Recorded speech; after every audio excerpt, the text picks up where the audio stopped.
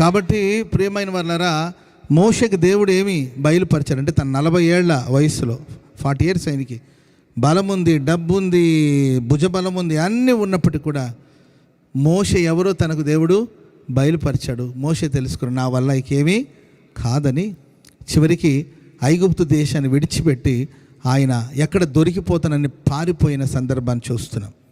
ఒక 40 years అయిపోయింది. రెండో 40 సంవత్సరాలు ప్రారంభించబడింది. ఈ 40 సంవత్సరాల్లో సకల విద్యను అభ్యసించిన మోషే ఒక వీరుడు గొర్రెలు కాచుకుంటున్నాడు. స్తోత్రం చెప్పడం గట్టిగా. గొర్రెల వెంట తిరుగుతున్నాడు. ప్రియులరా, గొర్రెల వెనక తిరగడం ఒకటి. రెండవదిగా భయం. ఎక్కడ ఫరోకి నేను ఇక్కడ ఉన్నట్టు తెలుస్తుందో, ఫరో వచ్చి నన్ను ఎక్కడ పట్టుకుంటాడు. అయ్యా, ఆ చర్చిలో ఉన్న వాళ్ళు ఎవరన్నా కొంచెం చూడండి, వాళ్ళని కంట్రోల్ చేయండి, లేకపోతే వాళ్ళందరం తీసుకొచ్చి ఇక్కడ కూర్చోబెట్టండి. హల్లెలూయా. తడిచిపోతే ఆటోమేటిక్గా మనం డల్ అవుతాం, అంతేకాక మీరేమో గొప్ప అనుకోవద్దు. మీరు అల్లరి చేసేవాళ్ళే, కానీ తడిచిపోయారు కాబట్టి ఇక లేస్తే ఎక్కడ గొడవ. Praise the Lord. ఇప్పుడు డ్రెస్ ఎక్స్చేంజ్ చేసుకోవడానికి ఎక్స్ట్రా ఇంకొక జొత్త కూడా మనం తెచ్చుకోవాలి. నేను తెచ్చుకోనండి, నాకు ఇబ్బంది లేదు, కానీ నేనంటే ఊరు నుండి వచ్చాను కాబట్టి తెచ్చుకోను, వెళ్ళి మార్చుకుంటున్నాను. ఎందుకు వచ్చిన గొడవ ఉంది, మీరు అందరూ కూర్చున్నారని నాకు అర్థమవుతుంది. ఆ చర్చిలో ఉన్నవాళ్ళు కూడా కొంచెం కామ్గా ఉంటే బాగుంటుంది. Praise the Lord. చెప్పండి గట్టిగా హల్లెలూయా. సెకండ్ 40 years, రెండో 40 ఏళ్ళు తన జీవితంలో ప్రారంభించబడేది కదండి. ఆ గొర్రెల వెనక సకల విద్యను అభ్యసించి గొప్పగా బ్రతికిన వ్యక్తి ఇప్పుడు ఒకటే భాష. గొర్రెల వెనక తిరిగి వాడికి ఏ భాష ఉంటుందండి? ఏంటండి అంటున్నాడు. ఈ భాష తప్ప ఇంకొక భాష లేదు. ఉదయాన్నే వెళ్తే ఇంటికి ఎప్పుడు వస్తాడో తెలియదు. వారం అవ్వచ్చు, 4 రోజులు అవ్వచ్చు. గొర్రెలు కాచుకుంటూ వెళ్ళిపోతాడు. ఎప్పుడో వస్తాడు. భార్యతో పిల్లలతో మాట్లాడే సమయం కూడా తక్కువ. ఇక గొర్రెలతోనే మాట్లాడడం, గొర్రెలతోనే సంభాషించడం. గొప్ప వీరుడే కావచ్చు, గొర్రెల వెనక తిరుగుతున్నాడు. గొర్రెల కాపరిగా మారిపోయాడు. ఒకవైపున భయం, ఒకవైపున అవమానం, ఒకవైపున సిగ్గు. ఇంత బ్రతికి నా జీవితం ఇలా మారిపోయింది ఏంటని కలవరపడుతూ ఉన్నప్పుడు ఓ పొద నడిమిలో నుండి దేవుడు మోషేకు ప్రత్యక్షమయ్యాడు. చెప్పండి కూడా అందరూ గట్టిగా హల్లెలూయా. ఈ రాత్రి ఏదో ఒక అవమానం, ఏదో భయం మిమ్మల్ని వెంటాడుతుందేమో. భయంతో, కలవరంతో ఒకవేళ మీరు బ్రతుకుతున్నారేమో. ఏమీ సాధించలేకపోయానే, ఏమీ చేయలేకపోయానే, శక్తి, బలం, జ్ఞానం ఉండి కూడా నేనేమీ చేయలేకపోయానే, నిస్సహాయుడిగా నిలిచిపోయానే అని ఒకవేళ మీరు కలవరపడుతున్నారేమో. ఆనాడు మోషేకు పొద నడిమిలో ప్రత్యక్షమైన దేవుడు ఈ రాత్రి ఈ సభలో మీకు ప్రత్యక్షం కాబోతున్నాడు. స్తోత్రం చెప్పండి అందరూ గట్టిగా. మీ అవమానాన్ని దేవుడు కొట్టివేయబోతున్నాడు. మీ అవమానానికి ప్రతిగా రెట్టింపు ఘనతను దేవుడు మీకు దయచేయబోతున్నాడు. హల్లెలూయా. చెప్పండి గట్టిగా హల్లెలూయా. ఏమీ చేయలేని నిస్సహాయపు స్థితిలో ఒకవేళ నీ ఉన్నావేమో, నీ ద్వారానే దేవుడు ఘనమైన కార్యాలు ప్రభు చేయబోతున్నాడు. నేను నత్తివాడిని, నా వల్ల కాదు, నా చేత కాదని ఇలా బలహీనమైన మాటలు ఎన్నో చెప్పినప్పుడు కూడా అదే మోషేకు దేవుడు ప్రత్యక్షమై ఆ మోషే ద్వారా దేవుడు ఎన్నెన్నో మహిమ కలిగిన కార్యాలు చేసి ఎక్కడైతే అవమానాలు పడ్డాడో, ఎక్కడైతే నిందను అనుభవించాడో, ఎక్కడైతే బాధలు పడ్డాడో అదే చోట దేవుడు మోషేని గణపరుస్తూ వచ్చారు. స్తోత్రం చెప్పండి అందరూ గట్టిగా హల్లెలూయా. ఎక్కడి నుండి పారిపోయాడో అదే చోటుకు దేవుడు ఆయన్ని తిరిగి తీసుకొచ్చారు. దాగి ఉంటాను నేను, ఎందుకు వచ్చిన గొడవ, ఫరో కంటబడితే ఏమవుతుందో అని దాగి ఉన్నాడు కదండి. ఇక నీవు దాగి ఉండవలసిన అవసరం లేదని చాటున దాగి ఉన్న మోషేని దేవుడు మరలా వెలుగులోనికి తీసుకొచ్చాడు. స్తోత్రం చెప్పండి అందరూ గట్టిగా. ఇది సెకండ్ 40 years, ఇది రెండో 40 ఏళ్ళు. ఇంకెన్ని సంవత్సరాలు ఉందండి ఆయన ఆయుష్కాలంలో? 80 ఏళ్ళు పూర్తి అయిపోయింది. 80 ఏళ్ల వయసులో మీరు అనుకోవచ్చు, పాస్టర్ గారండి ఈ వయసులో ఏం చేయగలుగుతాను? ఓ ముసలాయన ఉన్నాడు, వాళ్ళ ఆవిడ చనిపోయింది.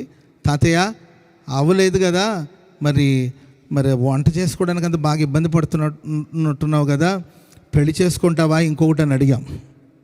అంటాడు, నాకు పిల్లని ఎవరు ఇస్తారయ్యా అని.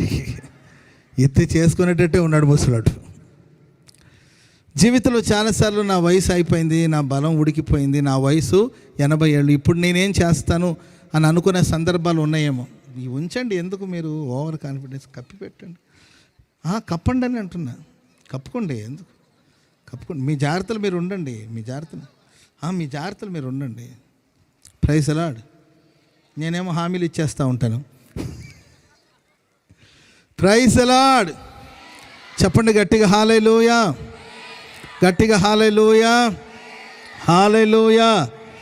ఆ తర్వాత ప్రియులారా, ఆ తర్వాత 40 సంవత్సరాలు మోషేను దేవుడు నిలబెట్టి తన పరిశుద్ధమైన బాహు మోషే కోసం దేవుడు చాపి తన మహిమను మోషే కోసం దేవుడు బయలుపరిచి మోషే కుడివైపున తన మహిమ కలిగిన బాహుని దేవుడు చాపి ఉంచి ఎన్నో అద్భుతాలు ప్రభు మోషే ద్వారా చేశారు. ఐగుప్తు దేశంలో 10 సూచక్రియలు ప్రభు చేశారు. Praise lord.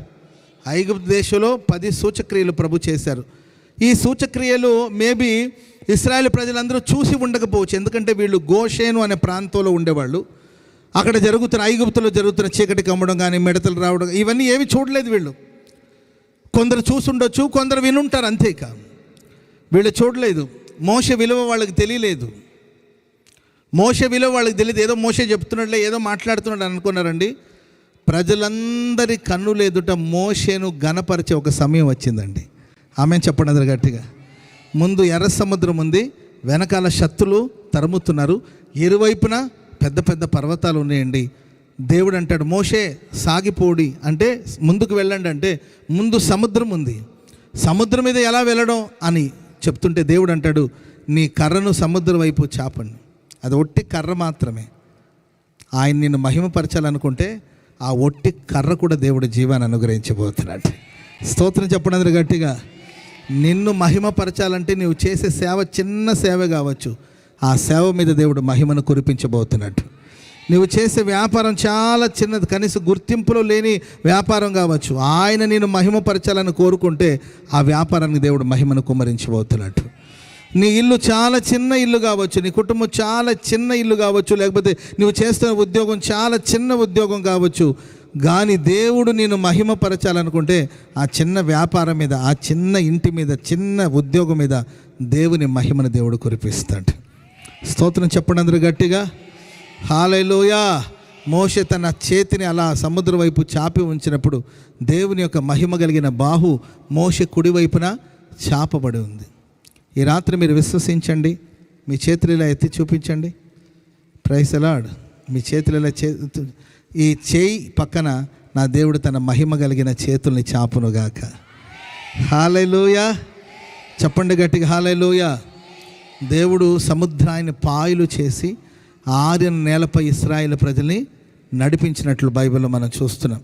అందుకే మోషే అంటాడండి, ఆ కాలమున నేను యెహోవా ప్రభువా నీ మహిమను నీ బాహుబలమును నీ దాసుని ఎడల కనపరచ మొదలుపెట్టున్నావని చెప్పాను అని అంటారు. నేను విశ్వసిస్తున్నాను, నేను నమ్ముతున్నాను.